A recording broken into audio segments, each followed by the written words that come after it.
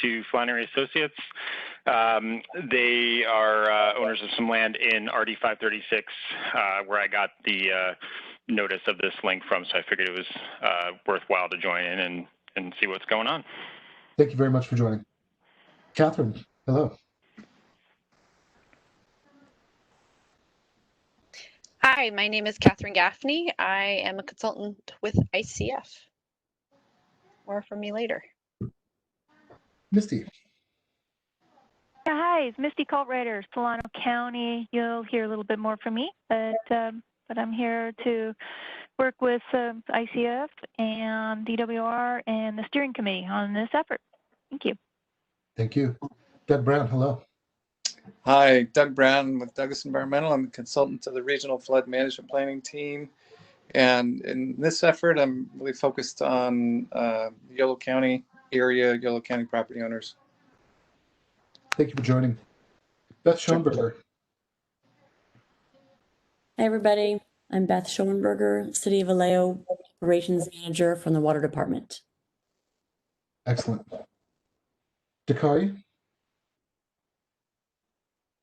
Dakari, I'm going to try to unmute you. Oh, no, you got it. I am Dakari Barksdale from City of Vallejo Water Department. Thank you for joining us. Eric Nagy. Hi, this is Eric Nagy with Larson Warzel and Associates. I'm a water resources consultant to Solano County. Nagy it is. Thank you. Thanks for joining us. Frederick.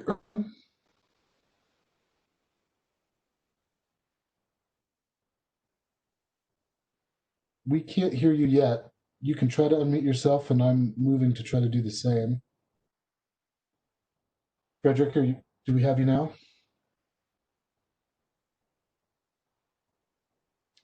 Frederick, this is Rick Reinhardt. I had a problem where I could hear the audio and then it just went away. And so now I've had to get on my phone. I don't know if other people are experiencing a similar problem.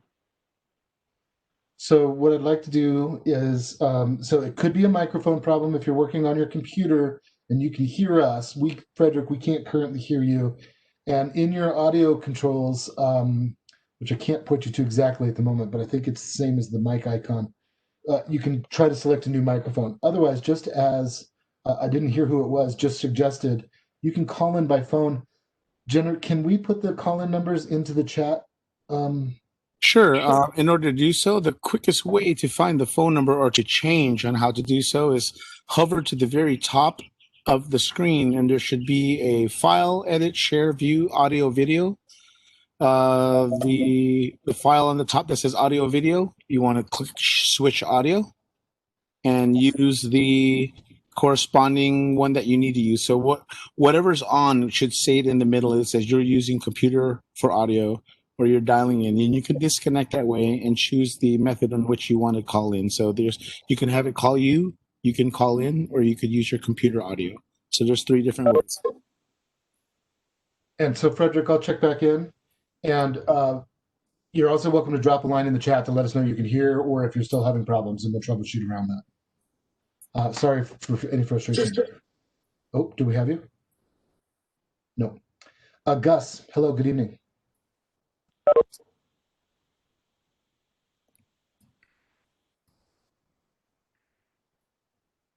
Gus, can we try again? Oh,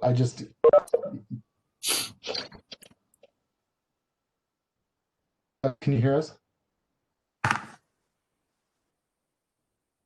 Wonder if there's a similar problem.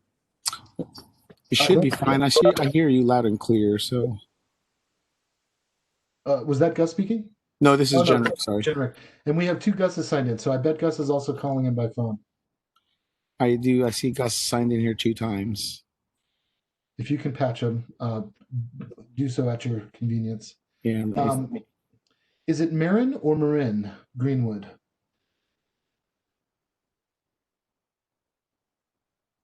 Hi, it's Marin. Marin. Hello there. Marin Greenwood, ICF, consultant working on the HCP team. Hi there. Marin, thanks for joining us. Kay Erickson.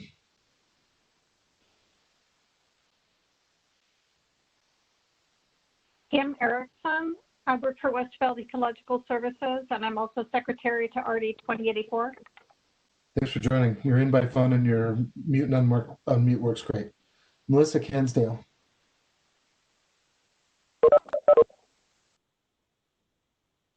We had a mute unmute. That was a good start.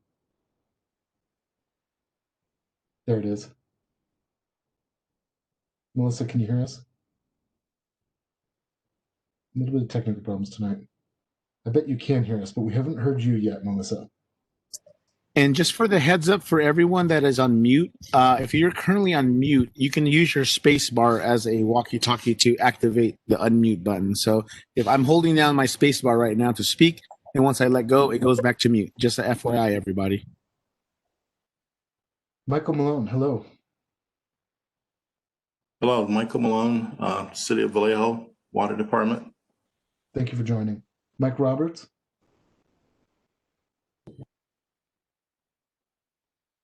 We had a mute unmute. There we go. We've got your camera going, Mike. It's on the bottom of your screen. But we haven't heard you yet.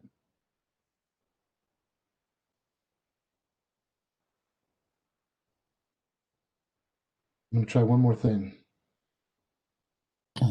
There we go. Hey, Mike, will you try one more time? I think we can hear you now. Hi, can you hear me? Yes. Hello. Hi, did you not hear me earlier? Did not hear you earlier. Okay. I'll work on getting the camera switched around. That's a first. My name is Mike Roberts. I work with DWR, just partnering closely with Solano County on this HCP effort. Excellent. Thank you. Rick R. This is Rick Reinhardt with MBK Engineers, working on behalf of the LSDN to assist with the HCP effort to the property owners. Thank you so much. Tony Smirtle.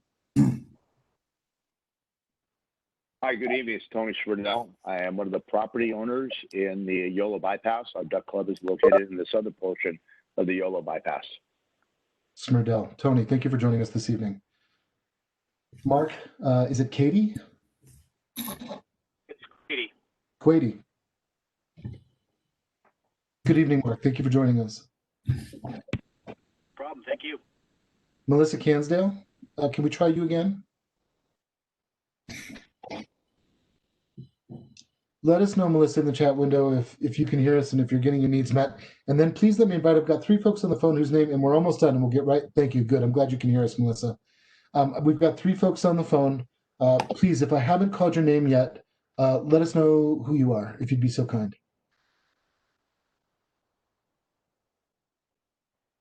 Well, this is Jack Kiekler. I don't know if you can hear me. Yes, Jack, we can. Yeah, so I'm Jack Kiekler. I'm with Reclamation District 2060. I'm also a landowner out in the Cashew area on the Hastings Tract. Thank you very much for joining. I know another caller was trying to get in.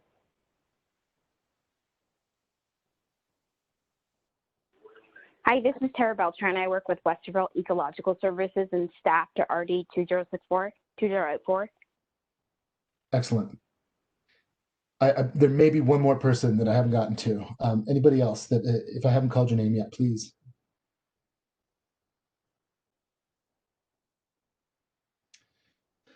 Folks, I know that's a little painful in this new world, but I'm glad that we did that, and I'm glad that you joined, and now we can get down to business. And so please let me start by sharing a presentation.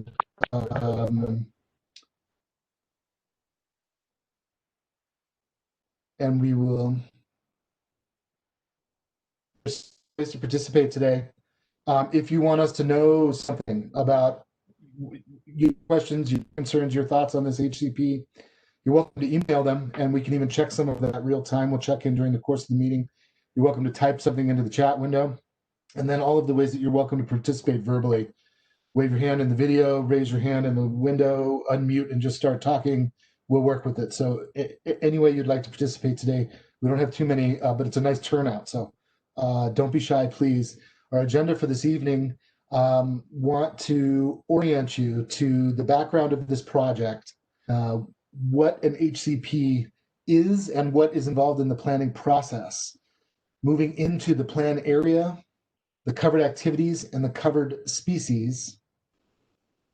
I want to talk about different ways of receiving feedback on this. We're early in this process. This meeting is early in the planning process, and there are additional tools that we want to use, such as a survey, to reach out broader and beyond this group to collect information. So we'll check in, take a look at that survey, and also just talk about ways to receive feedback as this process continues. Talk about next steps, summarize some of the key points, and we'll send you on your way. Objectives for today, we really would like to provide a useful background in an HCP, and particularly as it will apply to Cache Slough Complex. Again, review of the process, key components contained within, and talk about how we can continue to work and talk together about this as it goes forward.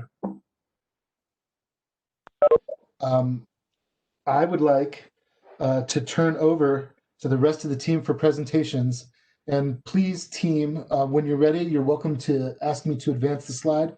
Or if you would like to drive the slides, just ask me to stop and we'll switch controls. But I'll be in the background for now. I'm going to mute myself and I'll turn it over to the team to start introducing themselves and discussing the project.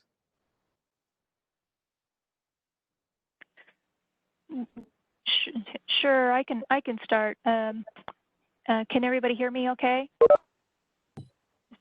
Just to do a quick check. Yeah, this is Misty from Solano County. So thanks, Galen. We kind of went through all the introductions, and as you can see, you know, here's our HCP team committee members. You know, we've got myself with Solano County and Ned is Lean Ferraro, and DWR Mike Roberts joined us tonight, and we have also Brian Bush from Reclamation 2068.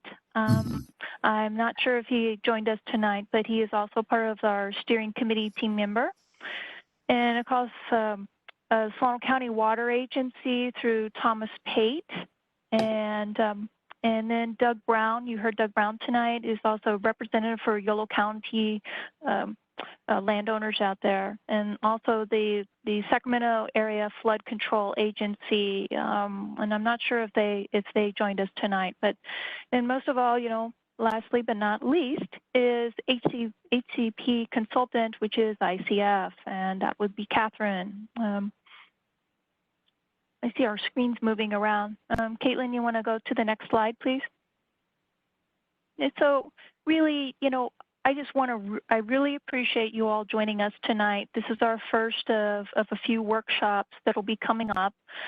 And also there's going to be multiple opportunities to reach out to you directly through other channels, and we can go through that in a little bit. But I really appreciate you guys taking the time tonight to join us in this first initial step, and to give you an opportunity to to work with us on making an HCP everything that needs to be made for you as the water intake owners in the Cache Slough region. So generally, I wanted to give you a brief background on how we came about to develop the HCP for this area. So the Yolo Bypass Cache Slough region is and has primarily been used for agricultural since the early 1850s, since the 1850s. I mean, so definitely some century and a half or so. So there's approximately about 71 legal diversion intakes in the region, mostly small ag intakes, some RDs, including RD 2068, and a couple of municipal intakes, including the Solano County Water Agency's North Bay Aqueduct and the City of Vallejo's municipal intake. They serve communities in Solano and Napa counties. So there's a lot of input into keeping these intakes continuing to operate. So due to its prime elevation and relatively minimal development, the Cache Slough complex and its agricultural land is deemed as prime target for tidal habitat restoration. And as these projects are developed and there are potential for increased numbers of endangered aquatic species, primarily fish, being drawn to the area, which may impact local water supply operations due to the potential for entrainment of these species. To preserve the assurances for water intake owners, a subgroup of the Yolo Bypass Cache Slough Partnership, known known as the Water Infrastructure Assurances Group, identified a Habitat Conservation Plan, or HCP, as the best means to provide an incidental take authorization under the Endangered Species Act.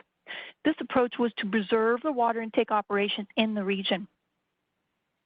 So in 2019, a 6-member multi-agency steering committee was created to evaluate the development of this plan as a 3-phased approach, and you met the steering committee members.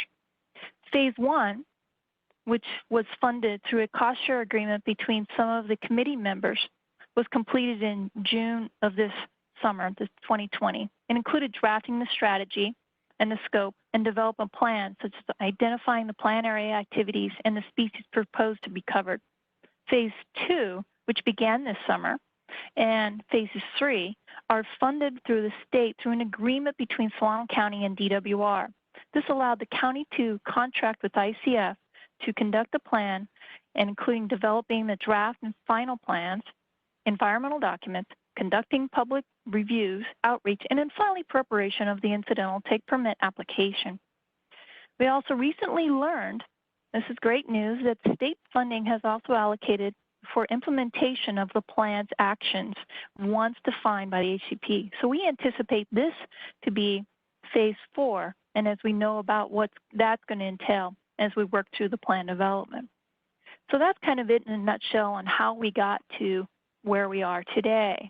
So with that, I'll take any kind of questions you have just on the background, and then I'll let Catherine take it forward on what we're doing now and forward. That, any questions?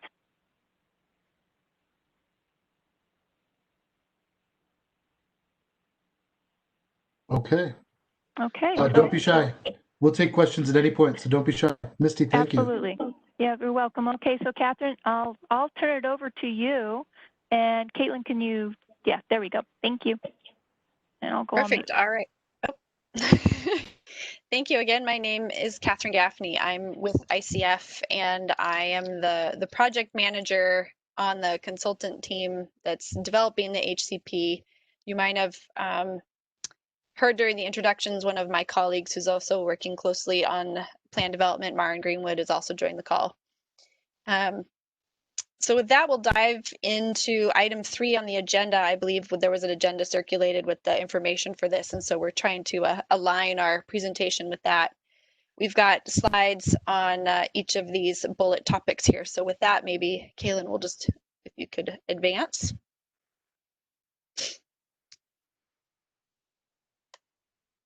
There we go. So what is an HCP and an incidental take permit? So most simply put, an HCP, which is the acronym for Habitat Conservation Plan, is the planning document that's required as part of the permit application process for receiving an incidental take permit under the Federal Endangered Species Act. And the reason a person or an agency might need an incidental take permit is that the Federal Endangered Species Act prohibits take of a listed species unless there is some type of permit that's been granted allowing that take. There are 2 primary ways that are typically used to receive take under the Endangered Species Act. The most common or commonly known and used is what's referred to often as either a Section 7 consultation or biological opinion. But to get one of those types of permits, there needs to be some type of federal connection to the project, whether that's through funding or a federal permit or on federal land. Sometimes that federal connection is referred to as a federal nexus. And operation of private or state or local agency water diversions does not have such a federal nexus. So that is really the reason why for this HCP, we're looking at getting an incidental take permit as opposed to trying to do a Section 7 consultation. And then again, the HCP, the Habitat Conservation Plan, is essentially it's the key component of the permit application to get that incidental take permit. So the state has a similar law called the California Endangered Species Act, and it also prohibits take of state listed species. And there are a lot of similarities between the HCP incidental take permit process and the state permit process, but they are separate processes. Some of the similarities include that in order to, as part of the permit application process, it's required to describe the activities that will be resulting in take and also evaluate the level of take anticipated under the permit. They require that avoidance and minimization measures be identified in the plan. Sometimes those are also called BMPs, or best management practices, actions that are implemented along with the covered activities to reduce or minimize potential impacts. And then finally, that mitigation is required to offset any non-avoided impacts. Next slide. So what are the expected benefits of this HCP? And perhaps more importantly, why might folks want to participate in the plan? So Misty gave a little bit of an overview about the background of the plan and the understanding that we're building this plan on, which is that the intake owners and operators are looking primarily for regulatory assurances that the restoration projects occurring in and around the Cache Slough complex will not affect the owner and operator's ability to continue diverting water, despite that there may be a potential for increased presence of listed fish species, and with that, a potential increase in impacts to listed fish. So the HCP can provide the regulatory assurances. That's really the primary outcome of getting that permit. Along with that comes these assurances that operators can continue doing what they've always been doing per the terms and conditions of the HCP. And then finally, to the extent that mitigation is needed, instead of each of the intake owners and operators having to identify and implement their own mitigation, the HCP will provide a path to do collective and collaborative mitigation that is essentially bigger and better conservation that's more cost effective with the funding that's available. Next slide. All right, so who's developing this HCP? Misty touched on this a little bit also earlier in this presentation, but I wanted to focus really on not only the connection between the county, you can see the steering committee and the YOLO Bypass Cache Slough partnership, but in the third box there of the intake owners and operators. So again, this HCP is being developed to respond to the needs of intake owners and operators in the Cache Slough complex region. And so it'll be really important that we get feedback and from the intake owners and operators and make sure that we address that feedback and address the needs in the HCP so that we develop a plan that works for you all. So that's really an important part of this process. And this workshop is the first major or more significant effort that we've taken. And at the end of the presentation, we'll talk about some additional steps that we're planning to do to ensure that we're hearing from the intake owners and operators. Yep, thank you.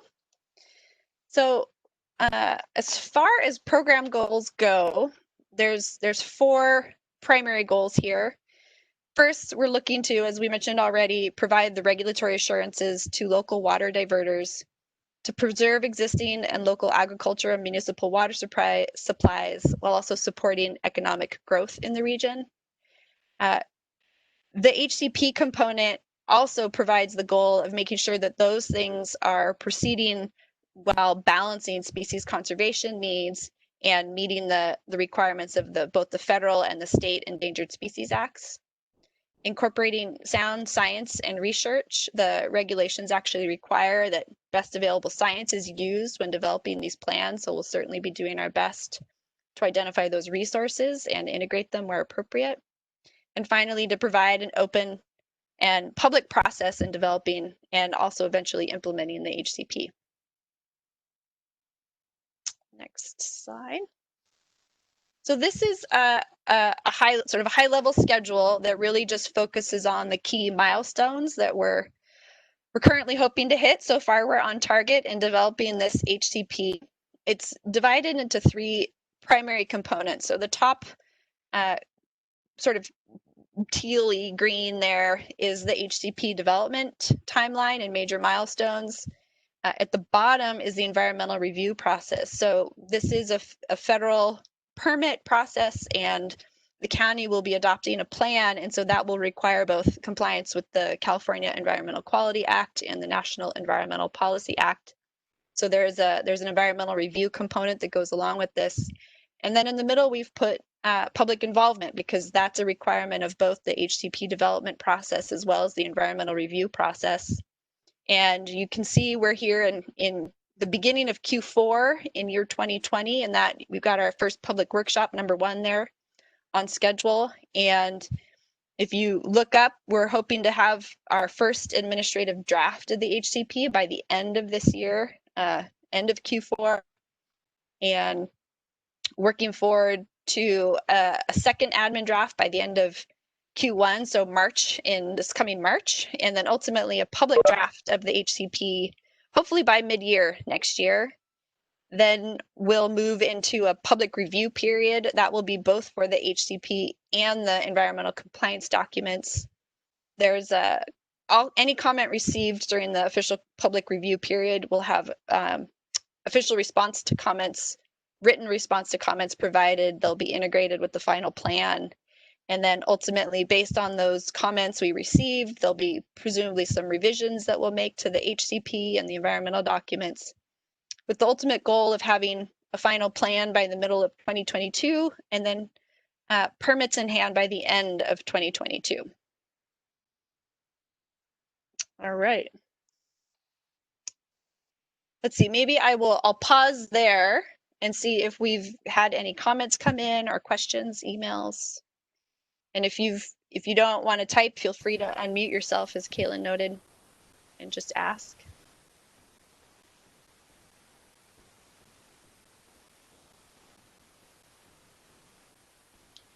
Nice to pause. Let me pull up the chat window really quick. Nothing in the chat window.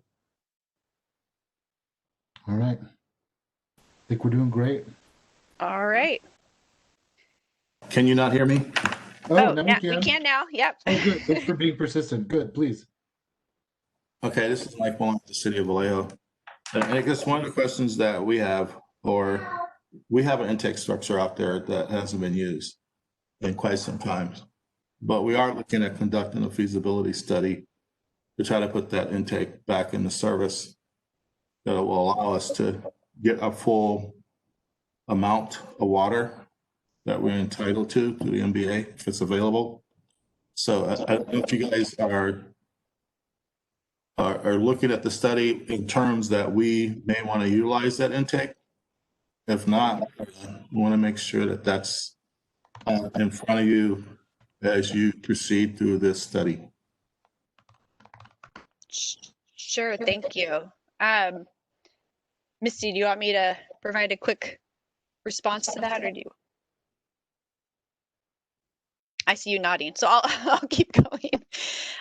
It's our intention at this point, because we are at the beginning and we don't really have any other assumptions to make, is that the intakes that we are aware of, and you can actually see the dots on the map, we're working from both a data set that was largely informed by some field surveys that SWA did about a decade ago, along with reporting to the State Water Board of how people have been withdrawing water and doing their annual reporting. So a combination of those two data sources, we've been trying to identify intakes in the plan area. And right now our working assumption is that this HCP could or may provide coverage for all of those intakes. Now what we don't fully know yet is the mechanism for how that coverage would be extended, if it would be some type of blanket coverage, enrollment, all that type is yet to be figured out. But our assumption is that if there's an intake that has an associated water right, that we would be covering it. So maybe one of the follow-up items specifically for your intake is to make sure that it's on the list that we're working from. And this is Jack Keekler. I have a question for you. So the city of Vallejo is a great example. If they were to need to move a diversion point in the future, would a new diversion point be covered under the HCP? that is something we're working through, and not this slide that we're looking at. The next one talks about covered activities. We are not planning to cover any impacts associated with the intake moving, but we could likely, if it stays within the plan area, so anything that's covered under the permit would still need to be within the plan area. But if it's moving from one place in the plan area to another place in the plan area, while we wouldn't cover the impacts associated with the construction of the new intake, we could potentially cover the operation of the intake if we have enough information about it. And the other assumption that we're making is that we would not increase the quantity of water, like the quantity of the water, right? So if moving the intake was also associated with a change in the quantity of water being extracted, then it's unlikely that we would cover that new intake. Thank you. And I'd like to just add a little bit on here with the City of Vallejo. It's my understanding that the City of Vallejo intake is a separate intake from the NBA on here, as listed, from the information that we've gathered to date, and so that intake is would be completely separate as a separate intake potentially coverage for under this. So hopefully that kind of addresses a little bit on some of Mike's questions too. There. And I will add that the more information that we can gain on the different intakes, which is, we'll talk about the survey in a minute, but really that the purpose of that is for us to learn more about each of the intakes to help us understand what the needs are and how we need to cover the operation of the intakes under this HCP. The more we can know, the better, and the more closely we can design the HCP to actually respond to those anticipated needs.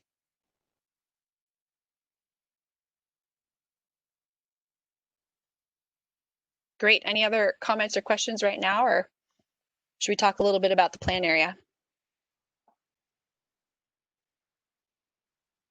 All right, hearing none, I'll carry on. So the bright red line that you see there on that map is the current draft plan area boundary of the HCP. And what that means, what the plan area is in terms of an HCP, is the area of analysis for the HCP.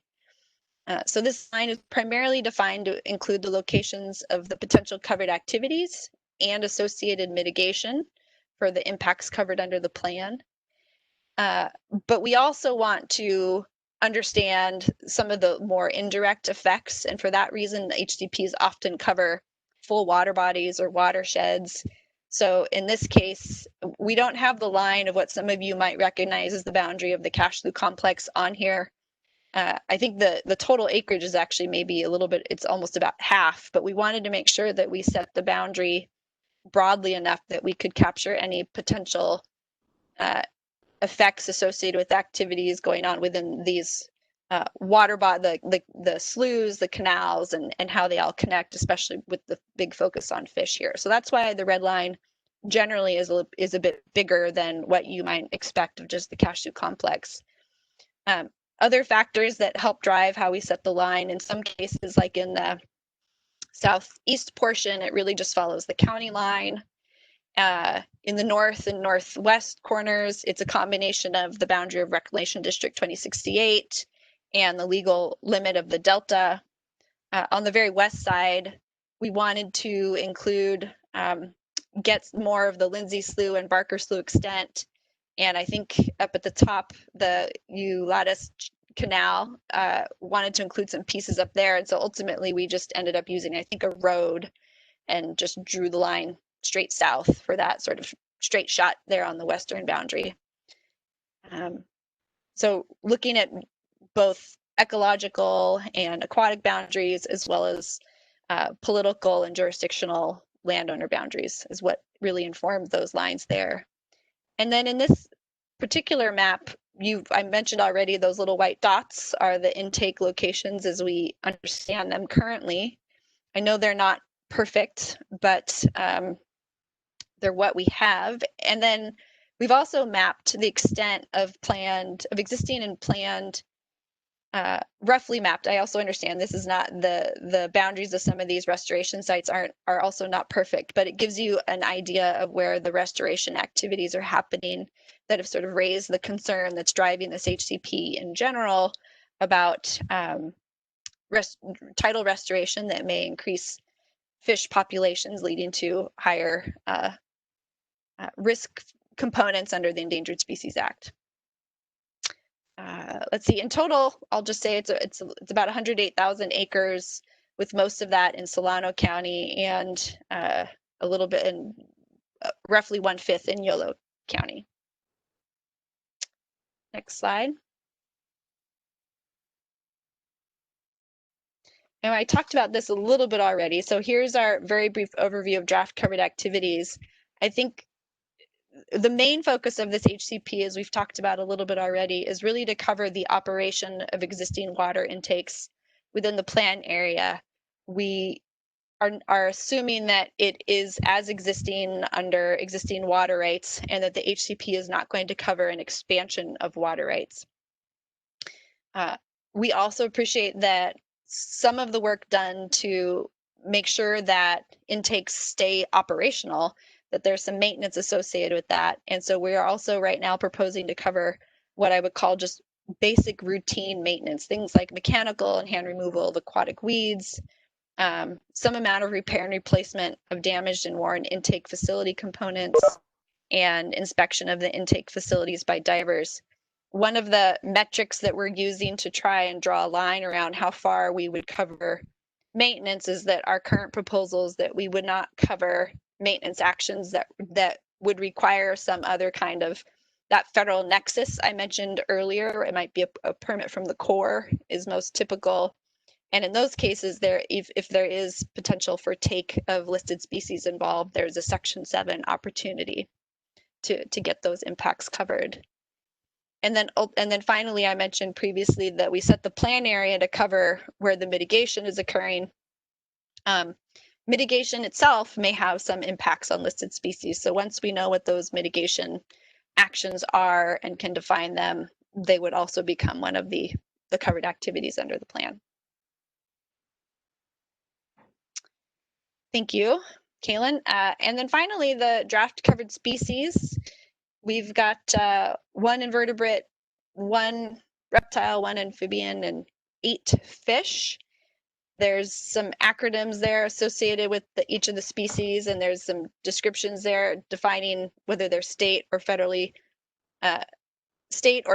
threatened or endangered. In some cases, they're species of concern. One of the reasons in an HCP you might cover a species that isn't state or federally listed is that we might expect that within the permit term of the HCP they could become listed. So sometimes HCPs cover species that are sort of likely candidates of becoming listed.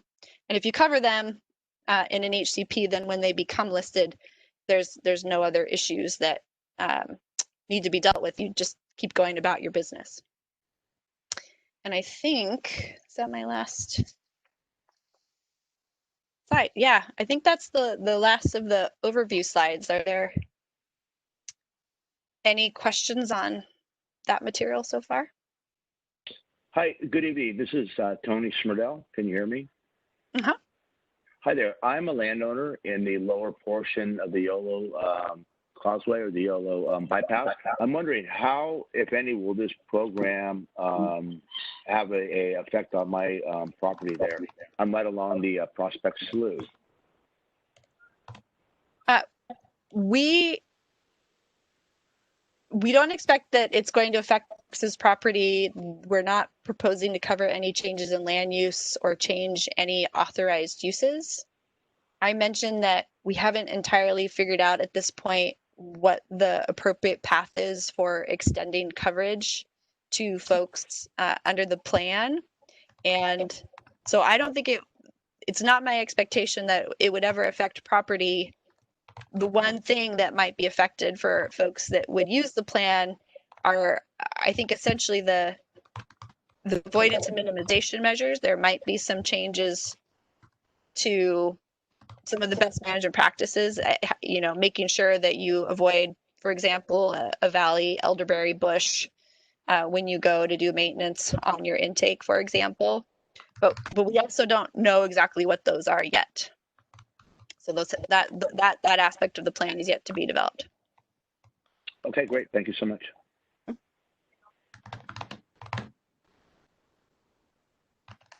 This is Jack Keekler. Can I make a comment on land values?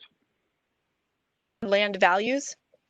Yeah, and how this, all of this might affect a landowner's property values, because I think that was part of the question before, correct? Go right ahead, Jack. It would be my opinion that without coverage like an HCP or an ITP, the potential for your land values is fairly high to diminish if you're being impacted by endangered species, which, you know, their presence precludes you from, you know, diverting water to irrigate your farmland, or you have other related issues. That's got to have a very direct negative impact on your land value. So having an HCP, you know, or an ITP, I think is very important for us as landowners if these projects like Lookout Slough or Little Egbert or, you know, or whatever. I mean, there are others in the process. If those are going to come to fruition, which I personally think they are, not having this HCP would be a very bad thing for a landowner. Anybody on the project team want to add to that, or in any way? Hi, Jack. This is Misty, and I agree with you. I think, you know, this is why we started down that process a few years ago, we saw this kind of coming, and through your team and others here, that, you know, we try to put our heads together and come out with what can we do to help you guys to continue operations out there, to continue using, and because we know that the sustaining ag is extremely important in sustaining the economies in the Solano and Yolo and counties. So to preserving the use of water and the continuous maintenance and water rights is critical for our area. Thank you for the comment, Jack.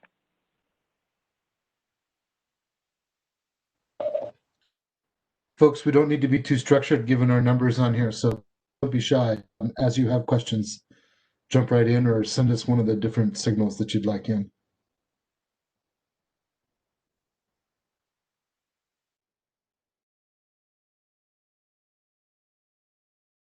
No, I may ask a question real quick that, you know, some people have asked me, well, what is the difference between this HCP and some of the other HCPs like Solano Water Agency's proposed HCP or YOLO's HCP? So, Catherine, can you explain a little bit about the various differences between those two?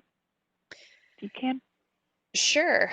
I'll do my best. I actually know much more about the YOLO plan than I do about the Solano, but one of the fundamental differences, certainly with the YOLO plan, is that plan doesn't cover listed fish. And I don't believe that either plan is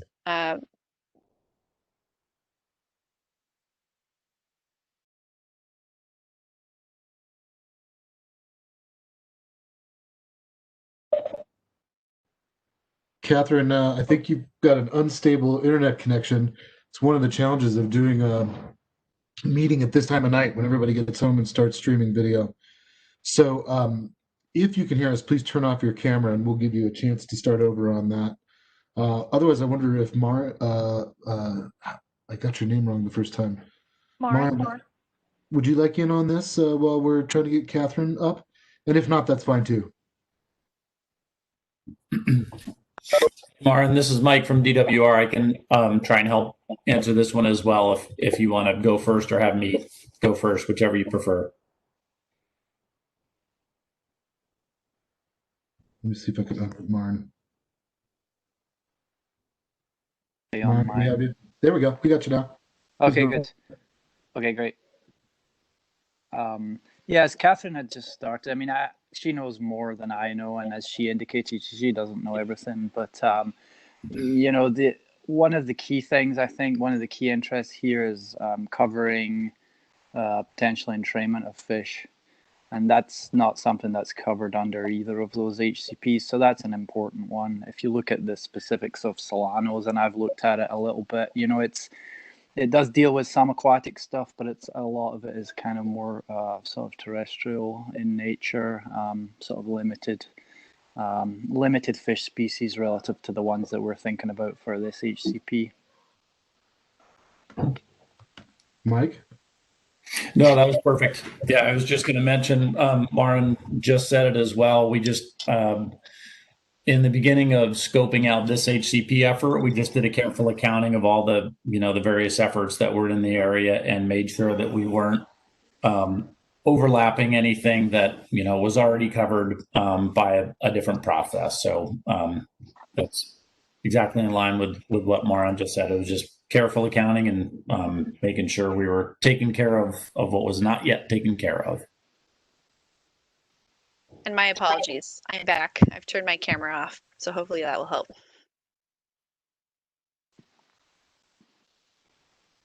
No problem at all. Your team backed you up great.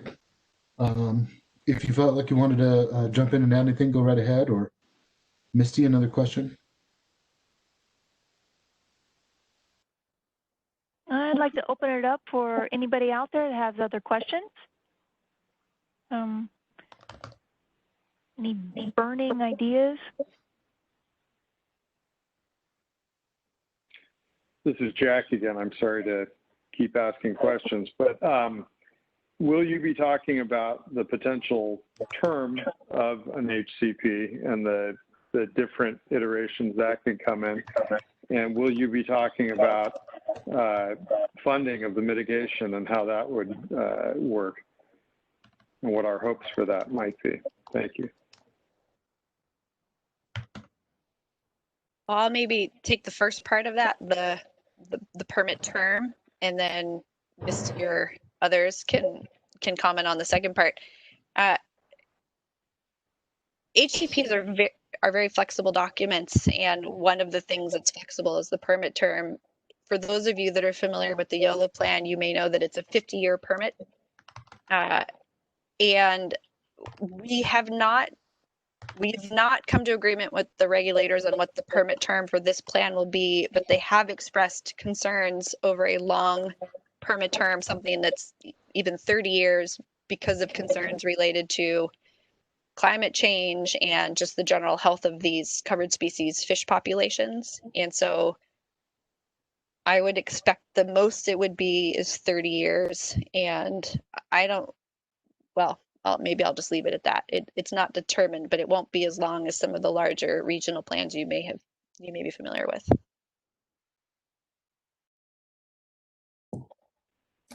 Catherine, you want me to speak to the funding piece? That'd be great, Mike. Okay. Thanks for the question, Mr. Kegler. We've not met yet, but I don't want to get too far in the weeds, but we're a little challenged to figure out exactly how much the various mitigation and avoidance and minimization measures might turn out to be, because we're still very much in the sausage making process of figuring out what they actually are. So we've got a number of kind of concurrent activities that are taking place right now to get us to that answer as quickly as we can. But you know, knowing that this is going to be an issue at some point down the road in the HCP, and you know, the agencies that are involved, the U.S. Fish and Wildlife Service, National Marine Fisheries Service, they will also be looking for funding commitments from the partners working on the HCP.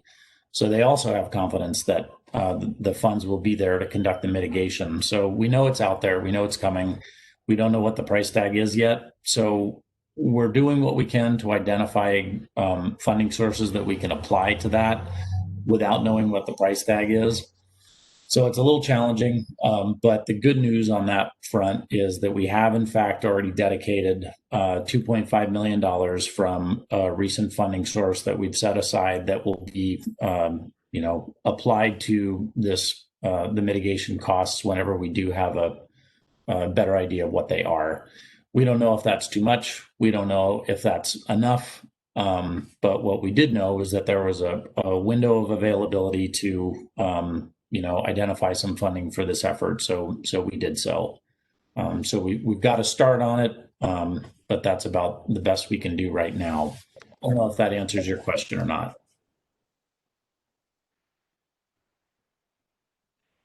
I appreciate the answer. I don't know if it answers my question or not either. Clearly, the proof will, come out of the effects analysis, and when the price tag gets put on this. If it turns out to be $2.5 million for all the mitigation, I think that would be spectacular. But it strikes me that it will be multiples of that number.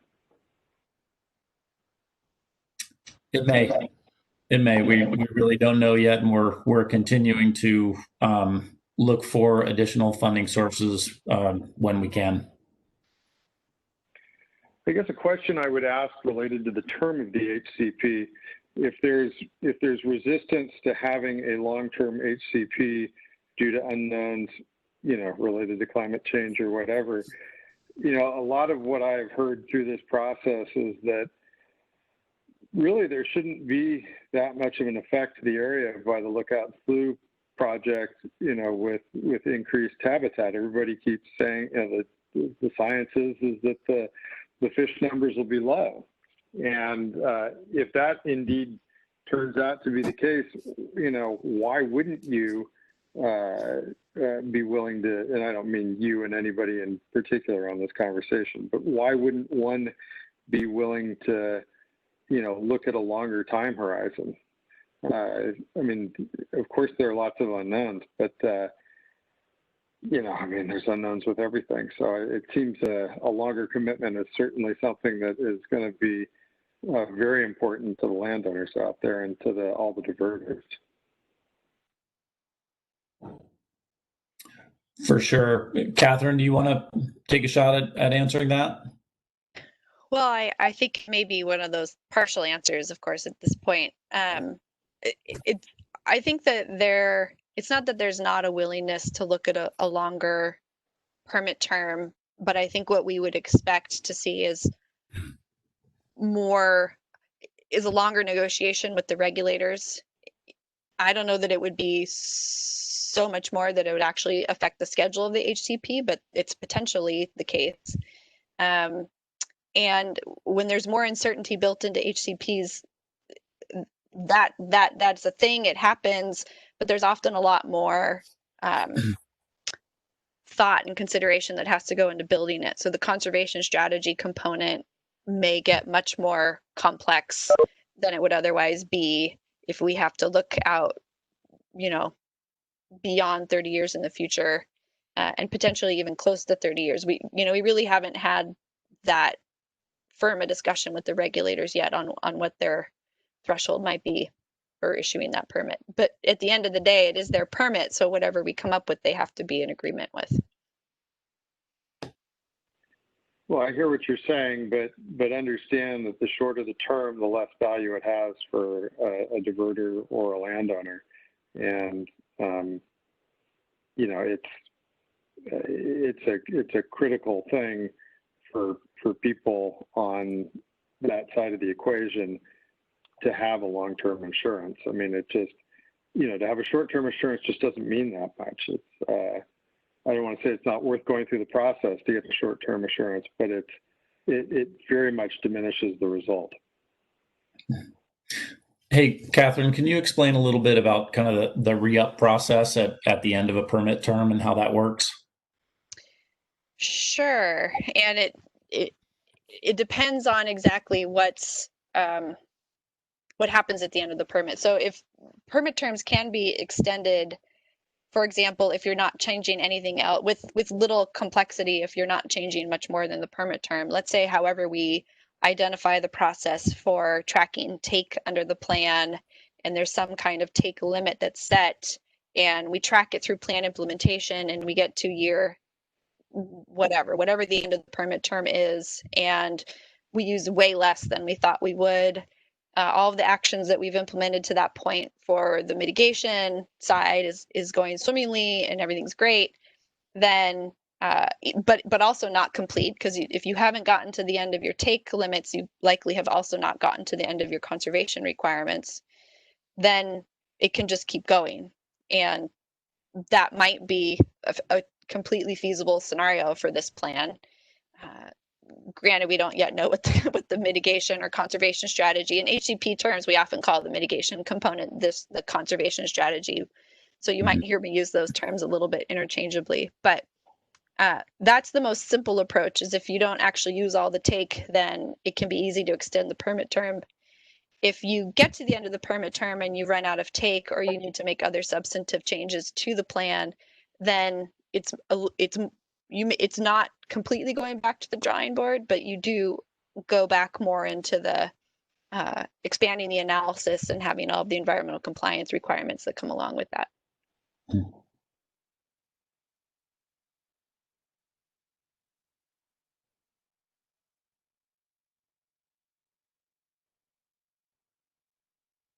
Good questions. I'm taking notes here in the background, and I'll show them to you when we're done. Mike, did you want in? I just saw your mic just triggered. You very well may not have wanted in. Oh, no, I might have just made some background noise. No, Mr. Kiekler, I don't know if that's again, that's kind of a partial answer, but I think the important point there is if we get to the end of a permit term, it's very much not the case that the HCP just ends and goes away. There are some alternatives, to continue based on where things are at the time. Again, it's only a partial answer. I don't know if that's satisfactory or not. Well, I wouldn't expect more than partial answers at this point. I think that would be unfair of me to ask more of all of you, than to give what you can give. But clearly I think, not that you didn't know the message before my comments, but these are important issues that I think are going to come up again and again and again throughout this process. Understood. Yeah.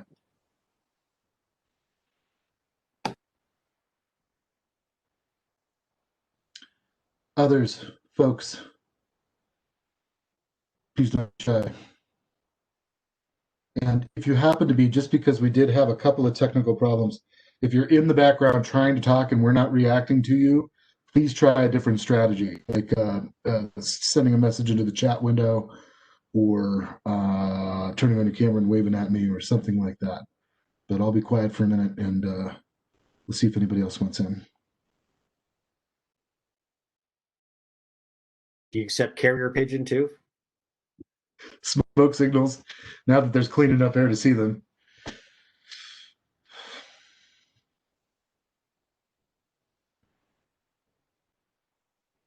Why don't I do a quick review of some of the things we just heard. This is a list for the team to work on. Good questions, like you said, that we're going to be working on throughout all of these. Let me go ahead and show you what I've got. And then after that, we can talk about next steps and the survey and the information that we're trying to broaden some of the feedback here, and then we can adjourn for the evening. These are part-time notes, so it might be poetry or a perfect summary of everything that happened, but let me make this bigger.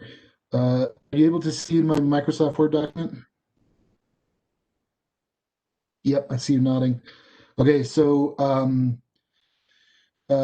intakes in the study area are included. It helps the team, and it may help the team help you if you can get more info as much as you can about the different intakes.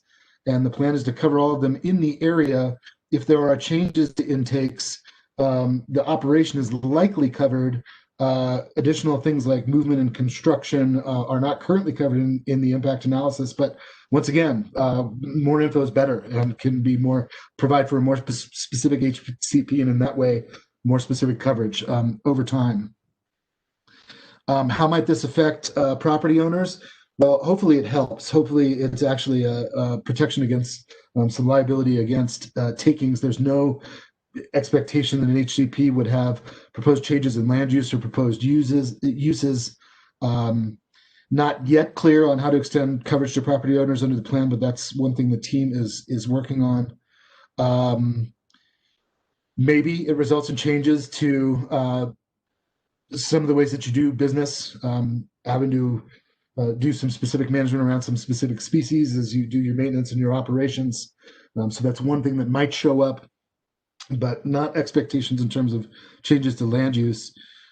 Again, mentioned that land values actually can be impacted if there isn't the security and the predictability around a good HCP, and that actually it's part of the intent of the county to sustain and protect land uses, landowners, ag industry, water rights.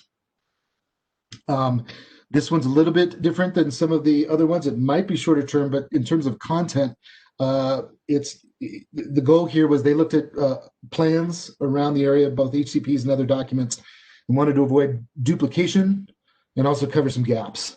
So it's cognizant and aware of the plans that are going on around it and unique to this area. Potential term is flexible. Currently imagining 30 years, could go longer. And if you do go longer, there isn't currently a strong preference or length, but one trade-off might be that if you go longer, there may be longer negotiations with regulators and jurisdictions and everybody else that beats in on it. And particularly conservation strategy might get more complex the farther you go out. But another key important trade-off versus that is the shorter the term of the HCP, the value and the predictability for landowners and diverters goes down. Whatever the length you choose, there are re-ups, procedures in place. Depends on what happens. If you're only changing a little, it's easy. If you've used all the takes, it's not quite as easy. If you still got room, you can extend. Questions about funding, still not sure nature, degree, scope of mitigation, but all the different players are going to be looking for money together on this because they all have overlapping goals. Not yet clear on price. You all may already have some feeling of the ballpark and whatever that might be and however big that might be. At least currently they found a pocket to start with. That's me taking notes. Would the team or anybody else like to edit or improve or change or delete anything I just said?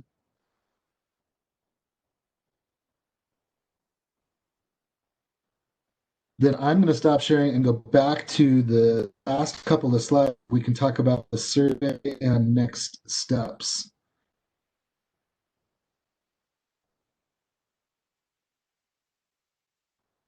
So that's today. After today, you can still contact us through email. No problem at all. And may I ask for some help on some of these remaining slides in terms of next step and anything that you want to say about the survey? Maybe Misty or Catherine? Yeah, let's see. Hi, this is Missy again. Yeah, so, you know, we've the county has started doing some of the other outreach processes. Besides that, we set up a website, and there's the link there. It's basically under the Resource Management Department tab, under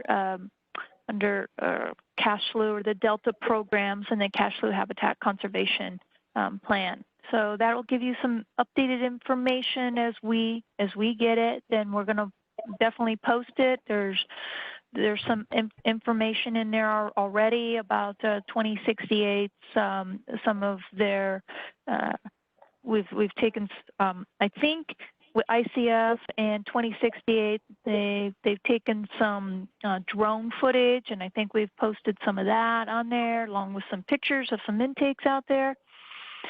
Also, there's opportunities that we really encourage you guys to take a look at our frequently asked questions and take our survey. So we want to hear from you all out there, and also, you know, those that maybe couldn't have joined us, but you know that they're out there in the landowner area out there. Please share this information with them, and let us know what other questions you guys have out there too from others. from your neighbors that are also intake owners and so forth. So additionally, if you guys want to have one-on-one meetings or other more frequent meetings or more besides the 3 workshops that we identified, or you can always contact us, cashflowhcp@solanocounty.com, and ask, hey, I want to come in. I want you to come over here and take a look at our intake. We want to have a one-on-one talk. And hey, we're open for that too, for sure. This process is like Catherine mentioned. The schedule is abridged. It's going to be over the next couple of years, but feel free to contact us anytime and let us know if you want us to come out there and talk with you guys. So our future workshops, so far we've got them in spring and in the fall of next year so far. And then there's always other opportunities to have smaller versions or other things going on too. Any questions?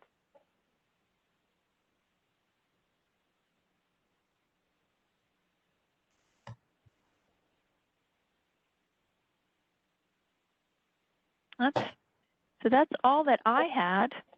Catherine, any of the steering committee team, would you like to have a few minutes to say anything lastly?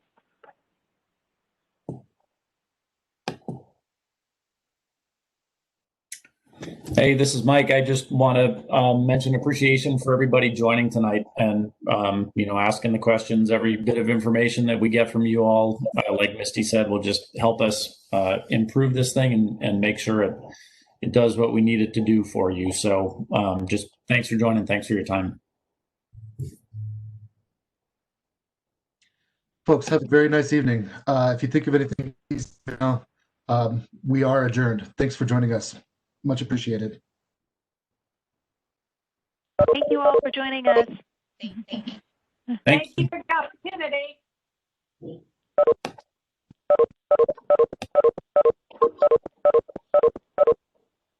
I don't know if the team wants to stay on and debrief real quick, or if we'll do that another time. Sure. I'll stay real quick. Catherine, are you on? Sure. Yep. Okay. Can you hear me? Yes. Thank you. We've still got folks, but we might want to wait just a moment. Yeah, absolutely.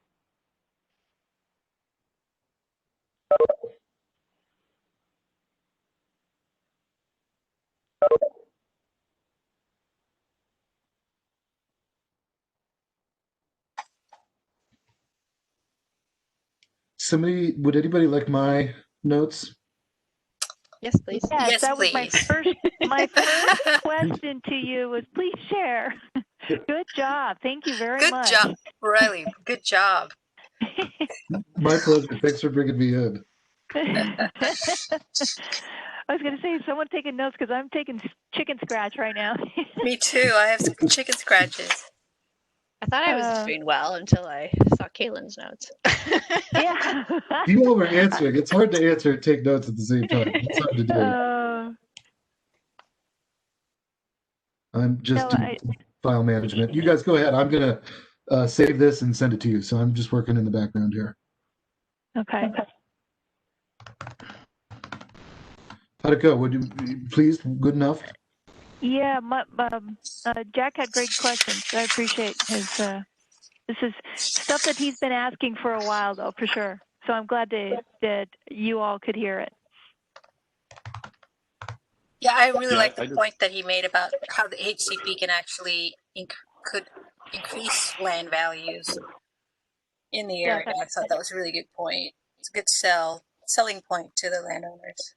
Absolutely. Yeah, I wanted to share from my perspective. I thought you guys did a tremendous job, Catherine and Misty, Ned. I thought it was as good as you could expect for an initial meeting like this, and I think for us to get some of the feedback that we got, but as constructively as it was presented, was really I think a good sign, and I think it's really encouraging that we could be on the right track, and we kind of know what our work is ahead of us to try to satisfy some of those concerns.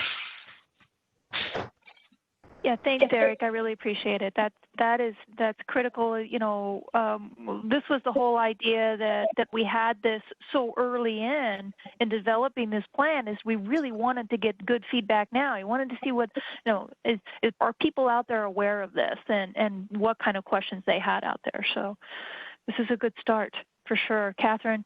I can't thank you enough.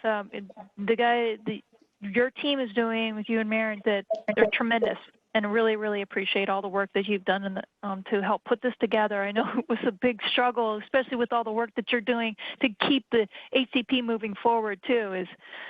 Is tough. So, thank you. This is Rick Reinhardt. I just want to weigh in and say that I thought it was great that some of the property owners were asking questions, and we can, I think, see where this is going, that if we're not successful in getting an implementable HCP that has at least 30 years worth of coverage, it's going to create problems with us when the next project comes along. When Egbert is up moving to implementation, as Peter's Pocket moves through feasibility study, I know we're, you know, there's differing feelings about whether this HCP is linked to those or not. But the point is, we're not going to have property owner support if we're not successful getting at least 30 years and getting this funded. So it's nothing you guys don't know, but just thought it was worth reinforcing that we picked up on some of that from the comments. And I just want to echo Eric's comments that I think you guys did a great job in laying this out. And I really like the format, making it informal, letting them feel comfortable talking, so that you do get some feedback from them. So thank you for that. thanks, Rick. I appreciate the comments and reiteration on what our needs are, for sure, what our goals are. Yeah, and I think the one thing that, you know, I would add to this, Eric, to what Rick said is, and I think, you know, I think most of us recognize it, but I think it's worth saying out loud, is that, you know, a lot of the property owners in this sort of neck of the woods don't tend to be super vocal and maybe don't even participate, but there's a very strong informal network down there between property owners, and Jack tends to act as their, you know, their mouthpiece, their informal leader, if you will. And while some of Jack's concerns are Jack's concerns, I do think a lot of Jack's concerns are the landowner's concerns more generally. And I think to the degree, you know, to a large degree, I think Jack is sort of the bellwether down there. And I don't know if Rick's willing to support that or not, but because Rick knows Jack better than I do. But I mean, that's always been my perspective in that area, is that, you know, Jack is speaking for more than his own interest. And he is an informal leader down there. And I think that Jack being on the call was important. I think the way Jack contributed and his tone was important. And I think that's just sort of he's a piece of litmus paper that we need to keep our eyes on. I think that's a good way to characterize it, Eric. Yeah, I agree. I appreciate that for sure. It's important that Jack has reached out to us several times and wants to be, you know, more of an advocate on behalf of the landowners out there. And so I encourage. So we'll probably start when we can, depending on COVID. We'll start having some in-person, maybe in-person light, I'll call it that, with few people, with Jack as a host out there at Hastings, and to get some of those other landowners that either don't want to have the capacity to sit in on a virtual meeting or don't, you know, or maybe don't have a computer and want to do that, but or the bandwidth, whatever, that this is a way that they can feel it, touch it, ask the questions, and get and participate, for sure.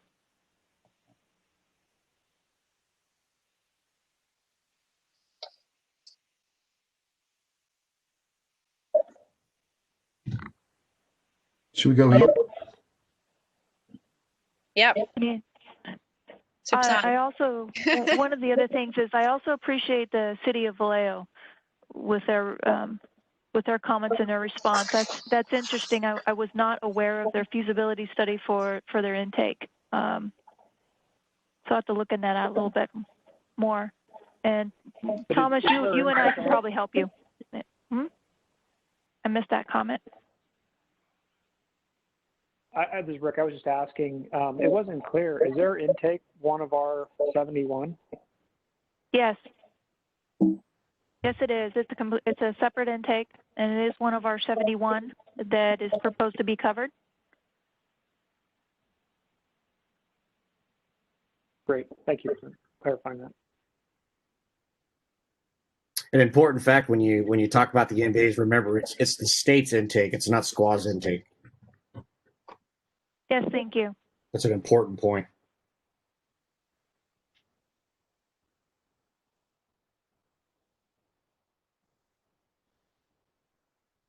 Nice meeting, folks. I sit in on a lot of them. Y'all did really well. Fun to be a part of the team. Thank you. And thank you for joining us, Kaylin, and just, jumping right in and hitting stride. My pleasure. Let me know how else I can help. Great project. We'll talk to you in March. Okay, great. next workshop. Thanks, Kaylin. Definitely keep us on our radar because we'll be calling you. Love it. For Thank the you so next one. much. All right. Thank you. Thank you. Be well. Bye, everyone. All right. Okay.